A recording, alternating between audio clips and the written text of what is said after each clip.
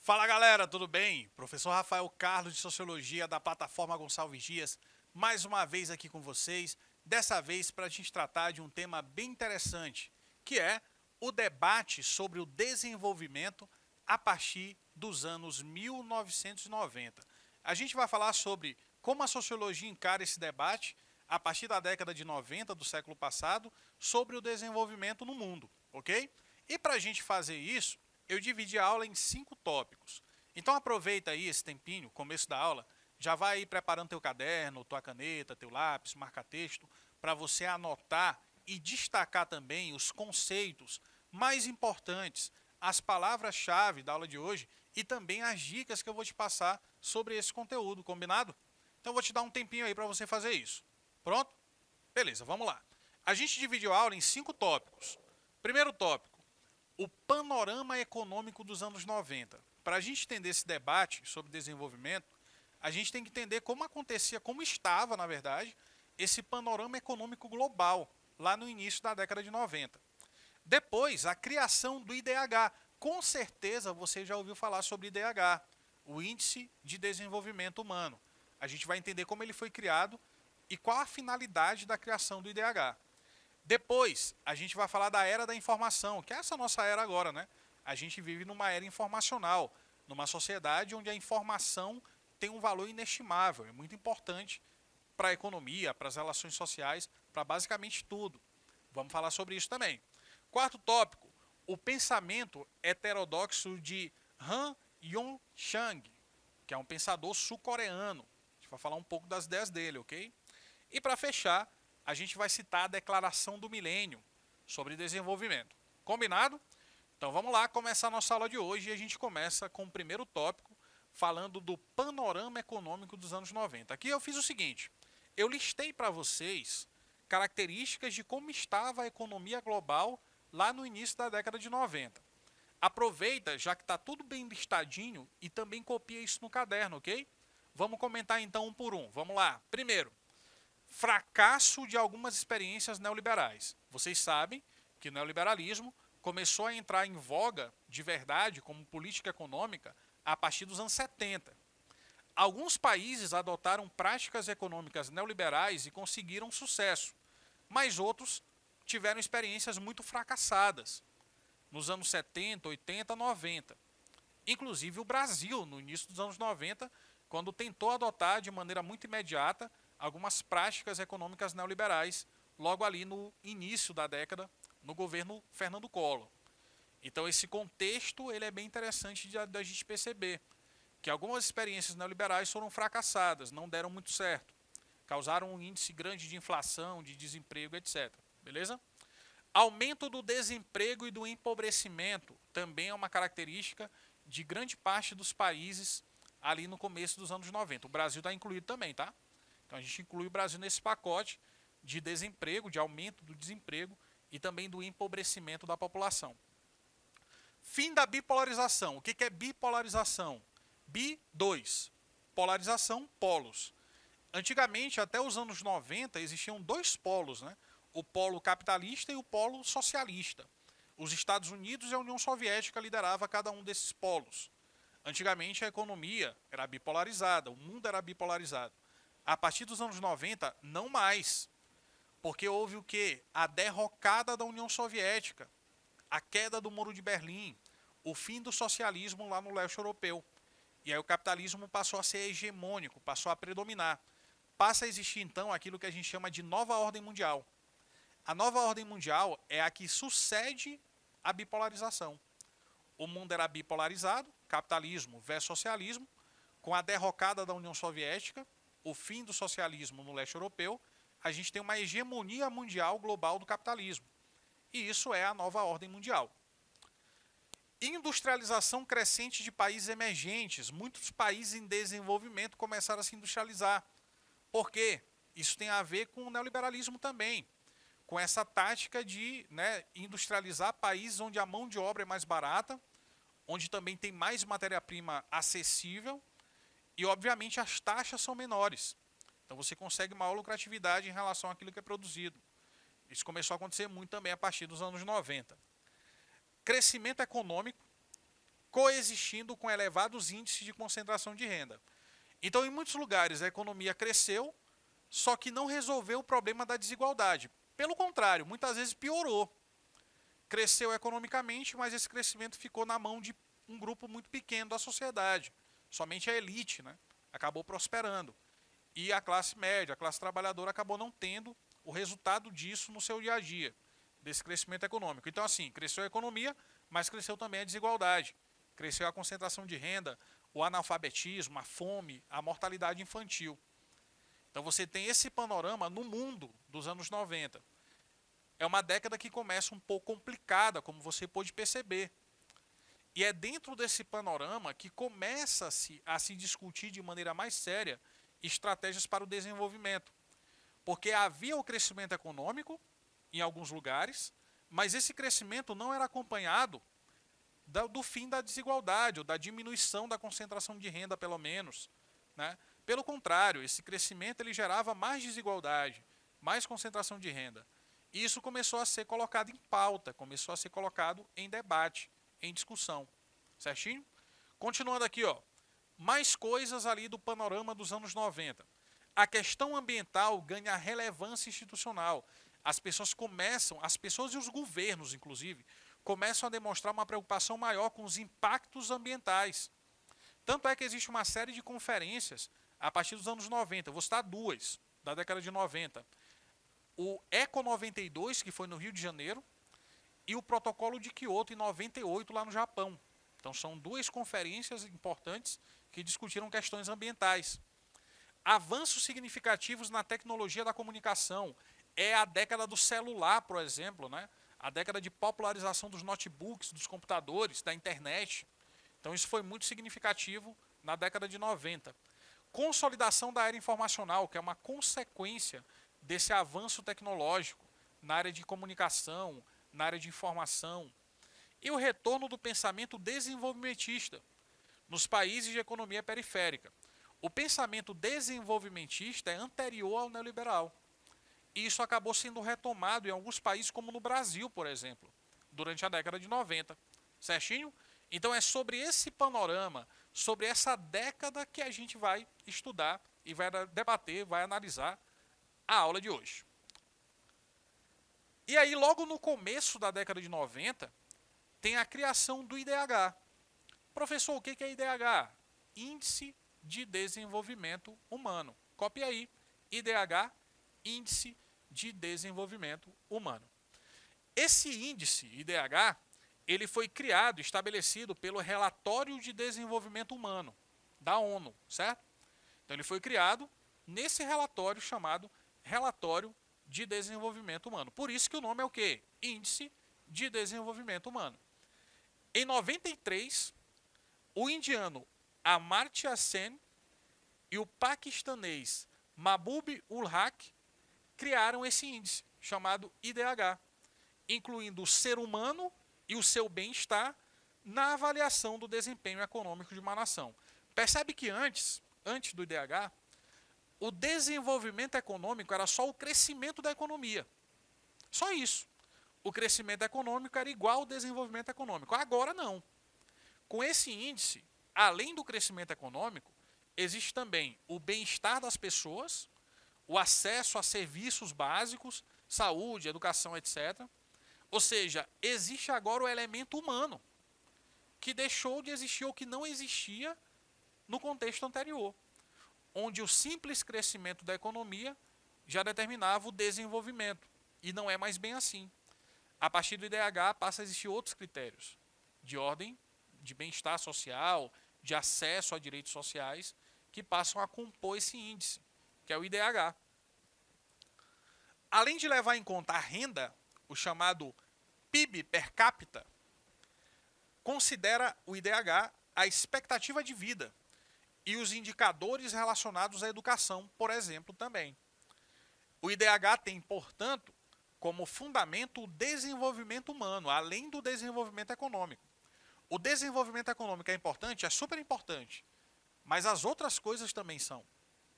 Porque se a economia crescer, mas não resolver o problema da sociedade, do bem-estar, do acesso aos direitos, à educação, não adianta muita coisa, né? E aí o desenvolvimento humano passa a ser mais importante, mais do que apenas o crescimento econômico. Por isso que o IDH é o índice que muita gente, inclusive a maioria dos países, né, aceita como um índice que é mais relevante, um índice que é mais completo, porque ele leva em conta outros fatores, além meramente do crescimento da economia, do PIB. Ao refletir os aspectos sociais e econômicos de um país, o IDH serve também para analisar as áreas que precisam de mais atenção, porque como ele é um índice mais completo, que envolve muitos fatores, então os fatores que são mais deficitários, eles empurram o IDH. Eles acabam desfavorecendo o país no índice. E aí você já sabe qual o setor ou setores que tem que se investir mais para ter uma melhoria no índice de desenvolvimento humano. Portanto, esse índice pode ser útil para que o governo tome medidas visando a melhoria desses setores que são mais deficitários, que se apresentam como setores, né, que acabam empurrando ali o país para baixo no ranking do desenvolvimento humano. E aí entramos também nos anos 90 na chamada Era da Informação. Ainda na década de 90 surge o pensamento de Manuel Castells. Quem é Manuel Castells?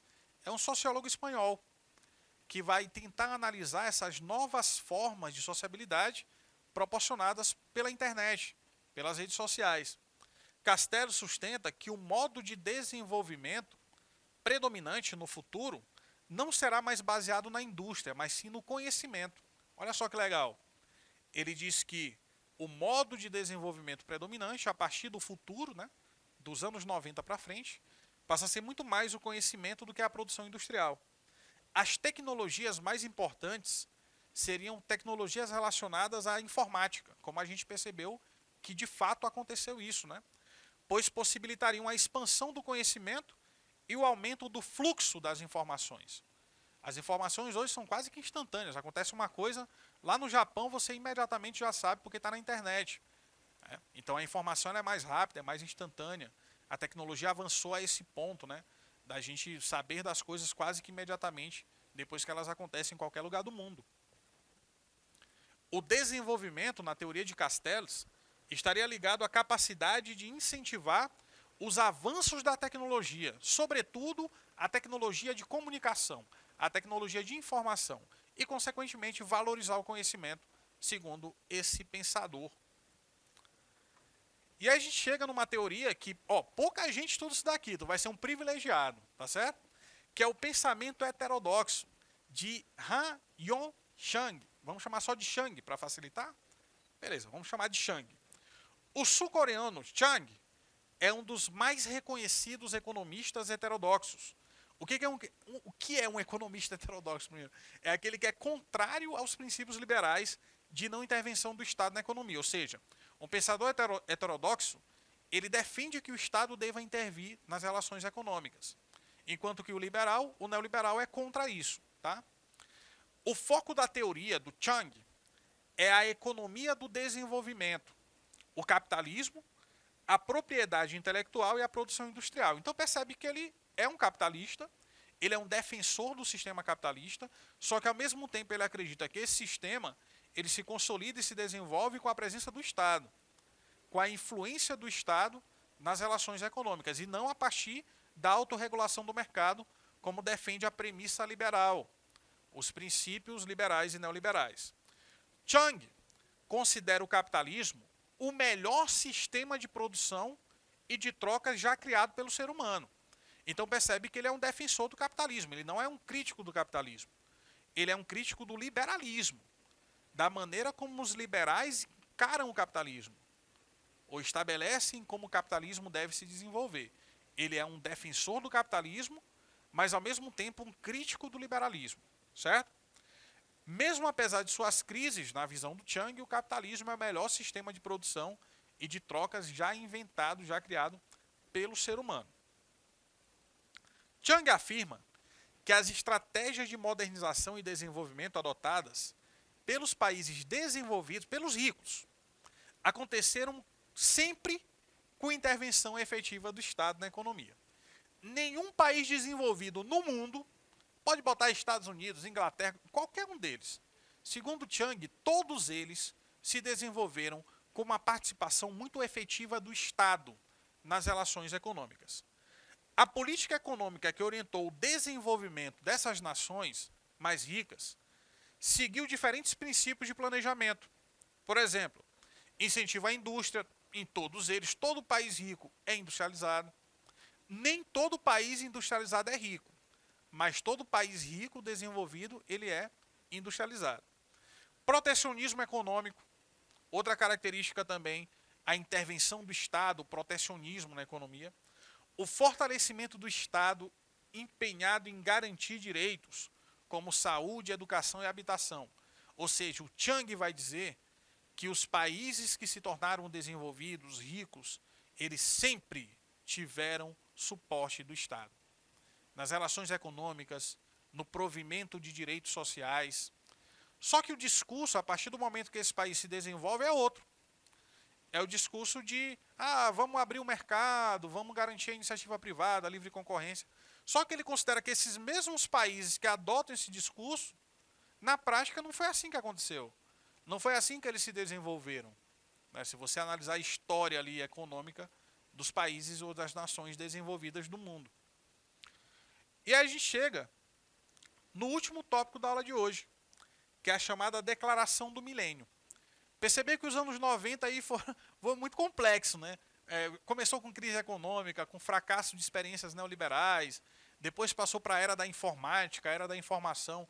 Então foi uma década que muita coisa aconteceu, uma década muito rica em acontecimentos, em revoluções econômicas, de ordem social também, formas de interação social diversas, né? O advento da internet, aliás, o advento não, desculpa, a consolidação, a popularização da internet. A internet já existia antes, mas ela se popularizou nos anos 90, devido a esse avanço das tecnologias de comunicação. Então você tem uma série de transformações de ordem cultural, econômica, social, que são muito importantes. E por isso que a gente está dedicando uma aula inteira para debater o desenvolvimento na década de 90. Tá? A Declaração do Milênio foi um documento produzido pela ONU em 2000, ou seja, no final. Né? A década de 90, de 91 até 2000. É a década que se conta do ano 1 até o ano 0. Né? Então, 2000 ali é o final da década e do milênio, inclusive. Por isso que o nome é o quê? A Declaração do Milênio. Certinho? Assinado por mais de 180 países. Então, praticamente, não todos, mas grande parte dos países que existem no mundo assinaram, são signatários da Declaração do Milênio, que criou uma parceria internacional para o desenvolvimento mundial. Essa que é a finalidade da Declaração do Milênio.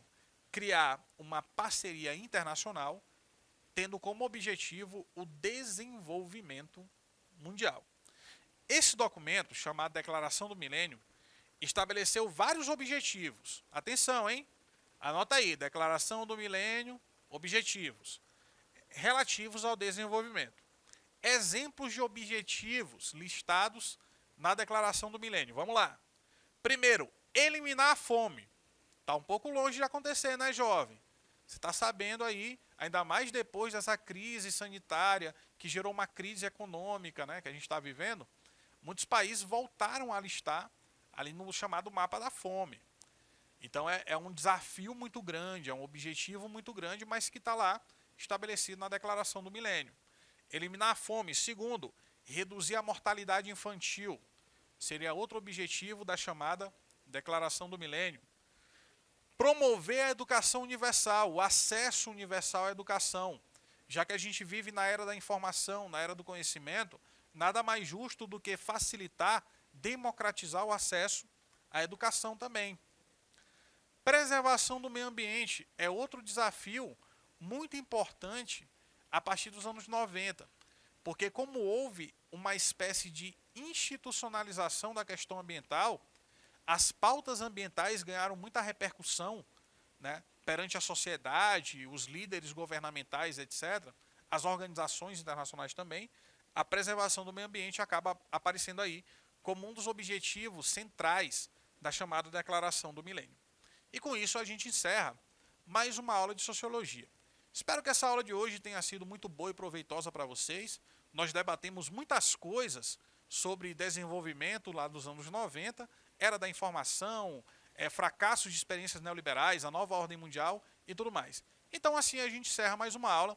Espero vê-los na próxima aula de sociologia. Um abraço a todos. Tchau, tchau.